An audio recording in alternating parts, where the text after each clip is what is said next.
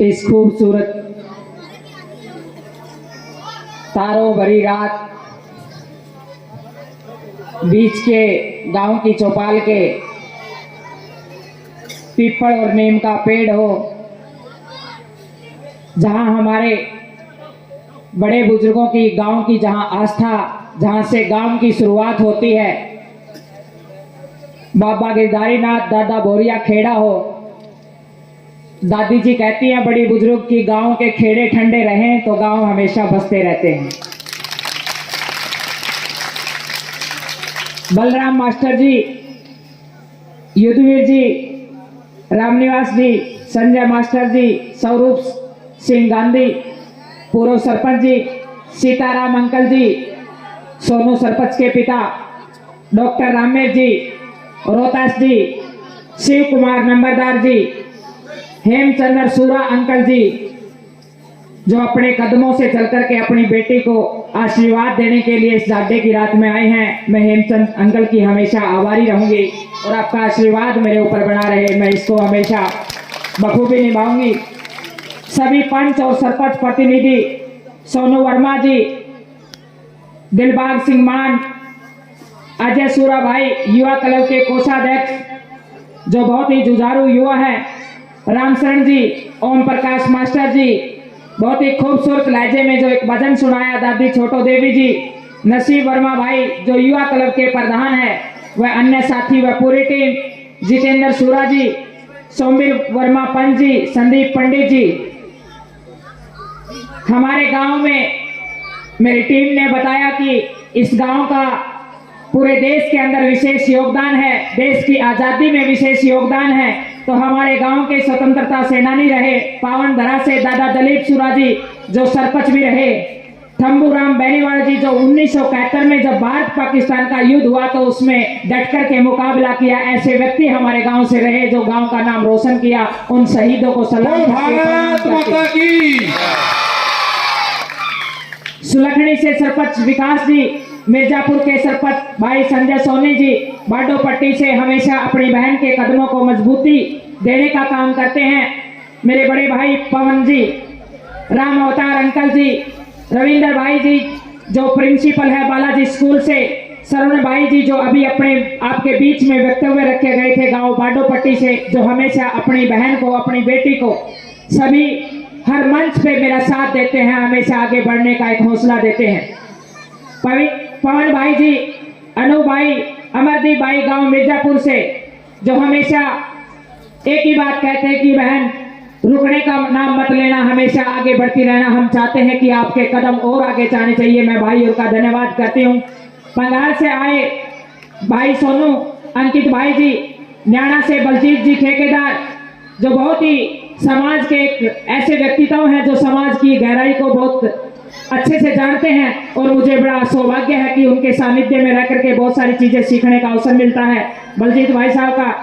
और मेरी टीम के साथी जो हमेशा बहुत ही अपने खूबसूरत लहजे से, अपनी आवाज से, अपने वक्तव्य से, अपनी लेखनी से समाज को जागृत करने का काम करते हैं, एनडी व सुखविंदर भाई दोनों को मैं बधाई देती हूँ। सरसोद से जय भगवान भाई जी, जय सुनील जी, दानसू के सरपंच, बड़े ही सौम्य स्वभाव के, जब मैंने दानसू गांव में कार्यक्रम किया और भाई से मिलना हुआ, इतना सरल स्वभाव और बड़े ही एक ऐसे अच्छे व्यक्तित्व, एक ऐसे साधारण इंसान, सुजीत भाई जी, युवा क्लब से सतीश जी, जोनी प्रधान जी, राजेश गोदारा जी, प्रदीप सूरा भाई, सोनू भाई बहुत ही खूबसूरत स्कूल चलाते हैं और अपनी बहन का सहयोग और साथ देने के लिए इतनी दूर से चल के आते हैं। मैं सोनू भाई का भी स्वागत करती हूँ। डाबड़ा से रमेश अंकल जी जो इतनी उम्र में गाड़ी चला करके डाबड़ा गांव से मेरे साथ आते हैं, मैं उनका भी धन्यवाद करती हूँ। योगेश वधवा जी सुलखड़ी गांव से, सभी मंच पे उपस्थित सभी अतिथिगण और हमारे गांव की आन बान शान सरपंच उषा रानी, सरपंच प्रतिनिधि सोनू भाई साहब, सभी का मैं दिल से आभार व्यक्त करती हूँ कि आपने इतनी खूबसूरत शाम को सजा रखा। मेरे सामने बैठी मेरी चाची ताई, मेरे चाचे ताऊ, मेरे बहन भाई, सभी को नमस्कार करती हूँ, प्रणाम करती हूँ। ताई गाना सा टाइम नहीं लूंगी, थोड़ी सी देर बात करके जाऊंगी। मेरे को पता है सुबह उठ के 4 बजे दाल भी काटनी है, मैस भी संभालनी है, मन्ने भी काम करना। मेरे भी घर 10-12 गायें बंध रही है। न्यू ना सोचो कि छोरी सूट बूट पहन के आगे काम नहीं करती है। मेरी छोटी बहनें बैठी हैं मेरे साथ, गाड़ी में बैठ के घर चलना। सुबह उठ के 4 बजे अपनी माँ से भी सारा काम मिल करके करवाती हूँ। ये नहीं कि मैं कहीं अच्छी जॉब पे बैठी तो काम नहीं कर रही, क्योंकि कर्म ही हमारी असली पहचान है। आज मैं उस महान योद्धा को जरूर इस मंच से याद करूंगी कि जिनकी आज पुण्यतिथि है।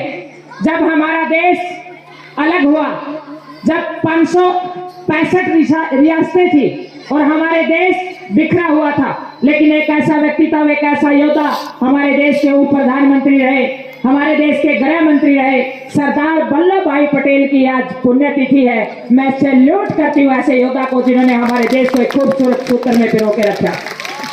एक बार इतिहास को उठा करके जरूर पढ़िएगा, देखिएगा। आज मैं उनकी पुण्यतिथि पर पढ़ रही थी और महसूस कर रही थी कि कितना संघर्ष किया हुआ है इस खूबसूरत भारत के नक्शे को बनाने के लिए, कितनी मेहनत की होगी। और जब मैं पढ़ रही थी तो वल्लभ भाई ने इतना संघर्ष किया कि कहीं भी देश में विवाद नहीं होने दिया। बड़े खूबसूरत अच्छे अपने स्वभाव से पूरे देश को एक सूत्र में बांधने का काम किया। ये वल्लभ भाई पटेल थे।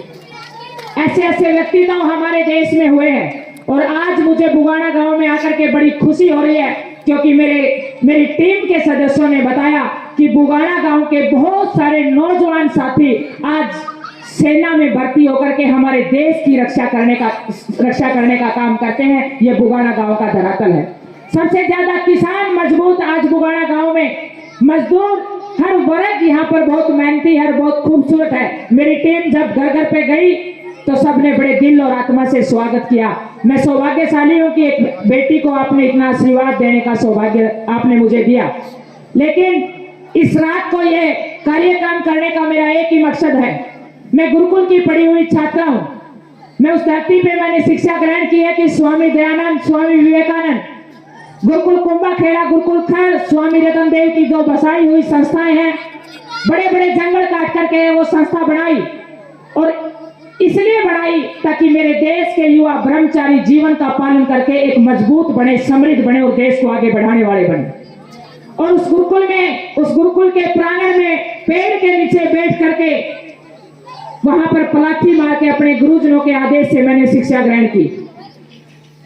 साल के अंदर 4-5 दिन एक जलसा होता था और उस जलसे के अंदर बहुत सारे क्रांतिकारी योद्धाओं की कहानी सुनाई जाती थी। मैं मेरी माँ को एक बात जरूर कहना चाहूंगी, इस बात को जरूर ध्यान से सुनना कि एक बच्चे का जीवन में बदलाव कहां से आता है। एक बच्चा असली इंसान, अच्छा इंसान कहां से बढ़ता है। आप मंदिर में जाती हो, मंदिर में जाते ही आपने एक अच्छी भावना होती है, मंदिर में आपको एक अच्छा आनंद आता है, आपने मंदिर में खुशी मिलती है। वो इसलिए मिलती है क्योंकि मंदिर में 24 घंटे अच्छे विचार चलते हैं, भजन चलते हैं, इसलिए उन दीवारों में अच्छी रोशनी विचारों की भरी हुई है, इसलिए वो मंदिर सुशोभित है, इसलिए वो मंदिर खूबसूरत है। मैं मेरी माँ को एक बात कहना चाहूंगी, जैसे आरती हम मंदिर में करते हैं, जैसे विचार भावना हम मंदिर में रखते हैं, अगर हमने ऐसे विचार और भावना अगर हमने घर में रख ली तो मैं गारंटी के साथ कहती हूँ, मैं दावे के साथ कहती हूँ, यहीं से सरदार वल्लभ भाई पटेल पैदा होंगे, यहीं से उधम सिंह पैदा होंगे, यहीं से भीमराव अंबेडकर पैदा होंगे, यहीं से राजा हरिश्चंद्र पैदा होंगे, जिन्होंने त्याग करके पता नहीं कितने कितने राज्य और ऐसा जीवन भी जिया कि वो समाज के लिए एक प्रेरणा बने। मैं मेरी माँ को एक बात जरूर कहना चाहूंगी, वो इसलिए कहना चाहूंगी क्योंकि घर की जिम्मेवारी हमारी है। महिला के बिना घर सूना है। एक दिन अगर दादी नानी कहीं घर से बाहर चली जाए, माँ चली जाए, तो घर के अंदर अंधेरा हो जाता है।